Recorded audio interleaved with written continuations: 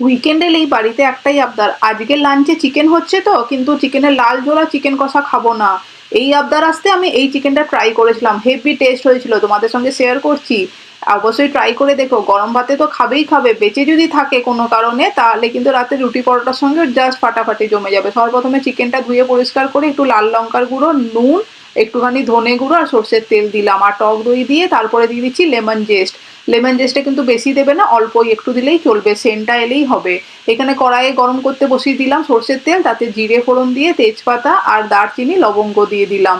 দিয়ে ভালো করে একটুখানি কষিয়ে নিচ্ছি, মানে ওই গন্ধটা যখন ভালো আসবে একটা মিষ্টি গন্ধ, তখন দিয়ে দিলাম পেঁয়াজ কুচি, বেশ খানিকটা পেঁয়াজ কুচি লালচে করে ভেজে নিয়ে দিয়ে দিচ্ছি আদা রসুনের পেস্ট। আদা রসুনটা ভালো করে কষিয়ে নিতে হবে, দিয়ে দিতে হবে ম্যারিনেটেড চিকেন।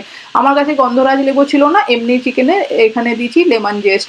তোমরা কিন্তু গন্ধরাজ লেবু থাকলে অবশ্যই সেটা ব্যবহার করবে। দিয়ে তার মধ্যে একটু কাজু বাদাম দিয়ে বাটাটা দিয়ে ভালো করে কষিয়ে নিলাম, ভালো করে কষানো হতে দিয়ে দিচ্ছি এখানে কাঁচা লঙ্কা ঝালের জন্য আর কয়েকটা লেবু পাতা ছিঁড়ে। তোমাদের কাছে যদি গন্ধরাজ লেবুর পাতা থাকে তাহলে আর কোনো কথাই নেই, একটু সামান্য গরম জল দিয়ে ভালো করে নেড়েচেড়ে মিক্স করে কষিয়ে নিতে হবে মিনিট 10-এর জন্য, যতক্ষণ না চিকেনটা ভালো করে সেদ্ধ হচ্ছে।